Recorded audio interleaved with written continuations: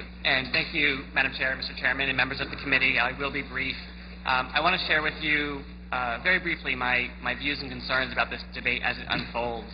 And my experience coming at this issue is from having grown up in Connecticut when the casinos opened in that state, and watching a very close friend of mine have her family completely destroyed as her brother-in-law became addicted, literally within 2 years of the casino's opening, to the slot machines. And we watched him pour every dollar of that family's life savings and weekly check down a slot machine.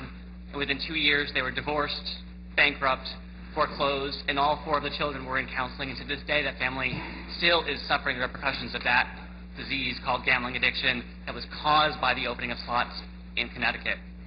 This past year, I had a tragedy in my own family, a near tragedy, and my very close relative had spent many years addicted to gambling and had never disclosed this to us. And in the process of last year, lost his job, lost his apartment, so was unemployed and financially spiraling, and finally disclosed the cause of this crisis was gambling addiction, living in Connecticut again.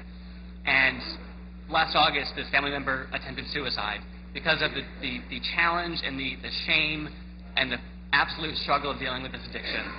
And I will tell you that this became very personal for me because what I experienced in that process was trying to find treatment for my family member who is now living in my sofa, and the treatment that I could find for him myself with the calls that I was able to make, the only thing I could find for him in the state of Massachusetts was a weekly Gambling Anonymous meeting, and there was nothing else for him.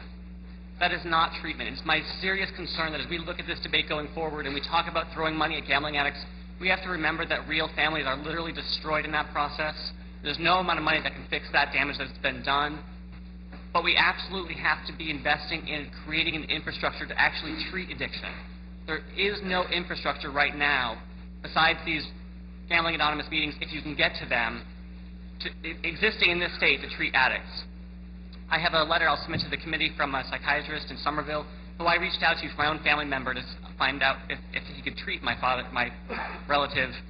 And the answer was yes, but unfortunately, with the way Massachusetts laws work, our insurance does not cover gambling addiction services. Our mental health parity law explicitly excludes gambling addiction from coverage, and that's a serious problem in how we try to provide resources to gambling addicts as they are created in this state by gambling addiction. And I'll leave you with one factoid that I'm sure you've heard in this debate already, but I think it's important to remember that 90% of the revenue expected to be generated by slot machines is from 10% of the players, and those are the addicts who have families that are being literally destroyed in the process. And I urge the committee, as you look forward to sending a bill to the legislature, that you seriously look at how we create an infrastructure and resources and insurance access for gambling addicts. Thank you very much. Thank you. Thank you for your compelling testimony. Thank you. Thank you. Thank you. Thank you.